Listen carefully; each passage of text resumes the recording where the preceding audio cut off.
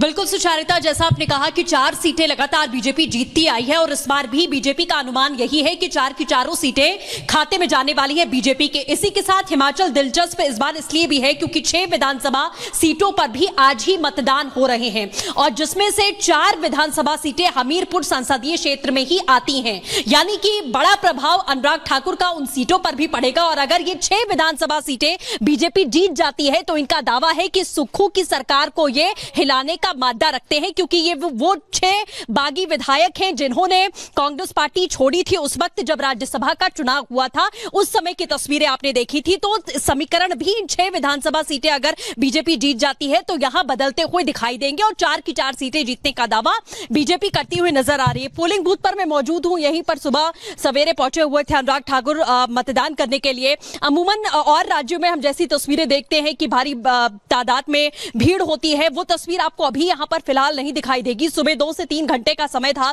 लोग भारी तादाद में निकले, मतदान किया, क्योंकि बहुत ज्यादा आबादी वाला क्षेत्र भी नहीं है हमीरपुर संसदीय क्षेत्र की अगर बात करें। और पहाड़ों पर कुछ इसी तरीके की स्थिति देखने को मिलती है। सुबह 2-3 घंटे का समय, यहां पर काफी रश था, लोग यहां पर भारी तादाद में पहुंचे हुए थे। अनुराग ठाकुर अपने परिवार के साथ मतदान करने पहुंचे हुए थे। अब दोपहर बाद माना जा रहा है कि लोग और निकलेंगे, हालांकि इक्का दुक्का 2 से 3 लोग ऐसे ऐसे करके आकर यहां मतदान दे रहे हैं। लेकिन सबसे बड़ी बात अगर समीकरण की बात करें तो यहां ग्राउंड लेवल पर लगातार अनुराग ठाकुर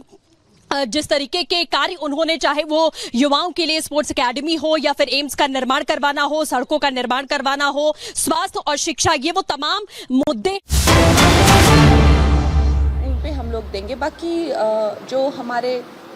पार्टी के दिग्गज हैं, हम लोग तो बहुत ही छोटे लेवल पर हैं, लेकिन जो पार्टी के दिग्गज हैं उनसे हमने भी सुना है सार्वजनिक स्तर पर, जैसे अमित शाह जी ने पीओके को ओपनली जो है वो क्लेम करने का आश्वासन दिया है। और बाकी कश्मीरी पंडितों को लेकर मुझे खासकर बहुत सहानुभूति है। मैं पूरे देश से यही चाहूँगी और खासकर बुद्धिजीवियों से यही चाहूँगी कि पैलेस्टीन के इशू में जाने से अच्छा है या कहीं और जाने जहाँ आप कभी गए नहीं हैं, जहाँ की राजनीति आप समझते नहीं हैं, आपको सिर्फ सुनी सुनाई बातों से बहकाया जाता है, आप कश्मीरी पंडितों के लिए लड़ें, आप संदेश खाली की महिलाओं के लिए लड़ें, आप जो है कन्हैया लाल जैसे इंसान जिसको दिन दहाड़े जो है गर्दन काट दी जाती है, आप उसके लिए लड़ें। चूज योर बैटल्स, नहीं तो हमारा देश आगे बढ़ने तो बढ़ेगा, उसको इतनी पावर और एम्पावर करेंगे, आगे बढ़ने से ज़्यादा जो है वो भटक जाएगा। इसलिए चूज योर बैटल्स वाइजली। देखिए, सरकार भी तभी कोई काम कर सकती है अगर उसमें जनमत हो। तो जैसे आपने मुहिम चलाई है अलग अलग चीज़ों के लिए, कश्मीरी पंडितों के लिए मैं चाहूँगी बुद्धिजीवियों को कि उनके लिए मुहिम चलाएं। कंगना कहाँ पे? यस, डेफिनेटली मैंने बहुत बढ़ चढ़ कर जो है हमेशा कश्मीरी पंडितों के उसके लिए कहा हुआ है and I will continue to do that. Kangana, Mandi का जो इशू है, यहाँ पर ओल्ड पेंशन स्कीम और अग्निवीर का एक बड़ा इशू है, खासकर से ये यंगस्टर्स को लेकर, तो आप इसके बारे में, क्योंकि कांग्रेस हमेशा कॉर्नर करती रही है बीजेपी को इन मुद्दों को लेकर, तो आपके क्या भाव हैं इस मुद्दे पर? देखिए, हर जो एक देश होता है जिसकी इतनी आबादी है, जैसे पिछली टर्म में हमारे प्रधानमंत्री 120 करोड़ बोलते थे, अब 140 करोड़ बोलते हैं, तो नेचुरल सी बात है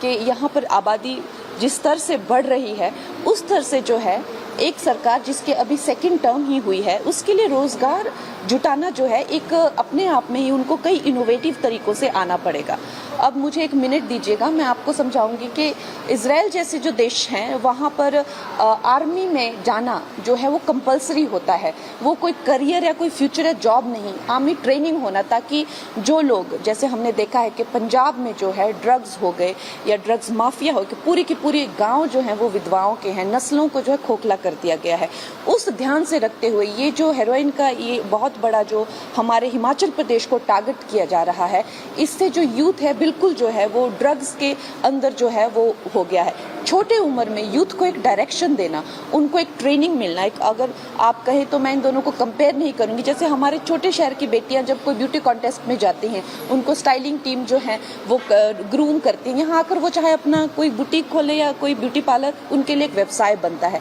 उसी तरह से जब एक युवक को जो है एक मेंटल, फिजिकल और ट्रेन किया जाता है, पूरी तरीके से सशक्तिकरण उनका किया जाता है, तो वो आगे चलकर कुछ भी कर सकते हैं, नंबर 1। लेकिन उसके साथ में अगर आपका परफॉर्मेंस अग्निवीर में अच्छा रहता है तो जो है 25% सोल्जर्स को जो है रिक्रूट किया जाता है, उनको प्रॉपर सोल्जर की नौकरी मिलती है। उसके अलावा अगर आप मेहनत करने का दम रखते हैं